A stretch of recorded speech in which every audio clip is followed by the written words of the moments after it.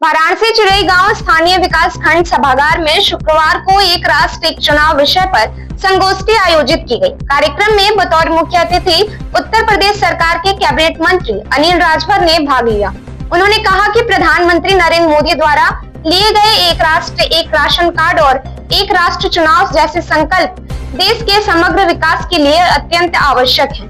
राजभर ने कहा कि यदि चुनाव एक साथ होंगे तो बार बार के चुनावी खर्च से देश को मुक्ति मिलेगी और बचे धनराशि का उपयोग गरीबों के लिए मकान निर्माण, महिला सशक्तिकरण, किसान कल्याण तथा बुनियादी ढांचे के विकास में किया जा सकेगा।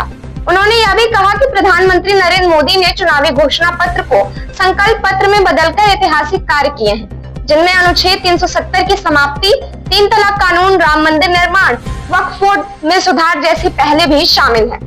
मंत्री ने जोर देकर कहा कि मतदाताओं को केवल वोट देने का अधिकार नहीं, बल्कि सरकार द्वारा लिए गए ऐतिहासिक निर्णयों को जानने का भी अधिकार है। उन्होंने उपस्थित लोगों में एक राष्ट्र एक चुनाव की परिकल्पना को साकार करने का आह्वान किया। कार्यक्रम की शुरुआत पहलगाम आतंकी हमले में शहीद हुए लोगों को श्रद्धांजलि अर्पित कर की गई।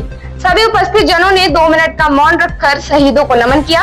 इस अवसर पर मंत्री प्रतिनिधि संजय सिंह, बीडीओ वीरेंद्र द्विवेदी, खंड शिक्षा अधिकारी प्रीति सिंह, प्रधान संघ अध्यक्ष लाल बहादुर पटेल सहित जनप्रतिनिधि और अधिकारी मौजूद रहे। सबसे पहले तो मैं जो पहलगाम में एक कायरता से पूर्ण जो हरकत आतंकवादियों ने किया है और जिन लोगों की जानें गई हैं, भगवान उनकी आत्मा को शांति दे और उनके परिवार को इतना बड़ा दुख सहने की शक्ति दे। सबसे पहले तो भगवान से निवेदन।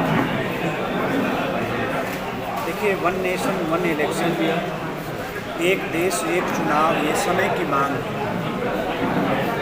अगर भारत को हमें विकसित राष्ट्र बनाना है तो हर छोटे बड़ी बातों पर हमें सोचना होगा।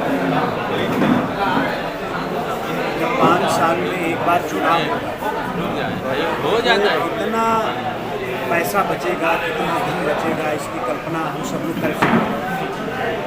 देश का समय कितना बचेगा।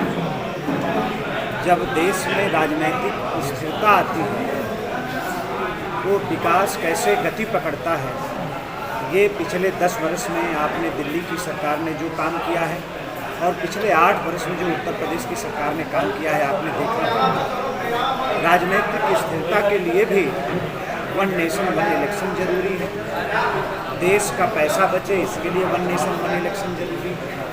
देश का समय बचे इसके लिए 1 नेशन 1 इलेक्शन जरूरी है। समय की मांग है।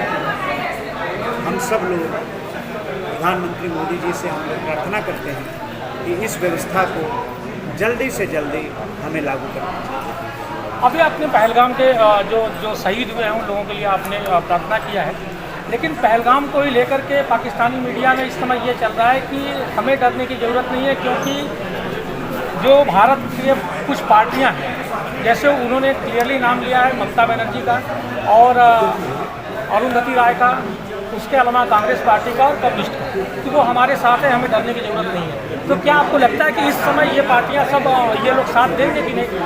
मोदी जी ने कल भी कहा है कि उनको ऐसी सज़ा दी जाएगी कि वो याद रखें, भूलेंगे नहीं। सर्वदलीय बैठक में ये बात स्पष्ट हो गई है कि इस दुख के घड़ी में पूरा देश एक साथ है। अब प्रतिपक्ष अपनी बात से मुकर जाए तो उसका किसको हम दोष दें। लेकिन मैं देश के प्रधानमंत्री मोदी जी का अभिनंदन करता हूँ। कल जिस तरह से उनका संकल्प देखा, उन्होंने कहा कि दुश्मन जो सोचे नहीं होंगे उनके कल्पना से परे उनको सजा मिलेगी। तो देश को मोदी जी पर विश्वास है, भरोसा है। पहले भी उन्होंने जो कहा उन्होंने करने का काम किया है।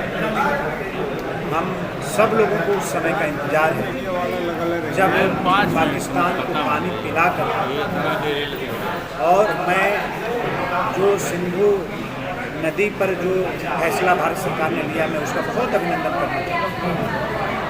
ये उसी लायक है।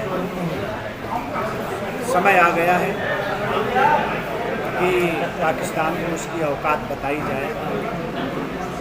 देश के अंदर दुनिया की कोई भी शक्ति हस्तक्षेप नहीं कर सकती है, ये पूरी दुनिया को इस एहसास कराया जाए। तो मैं समझता हूँ कि बहुत ही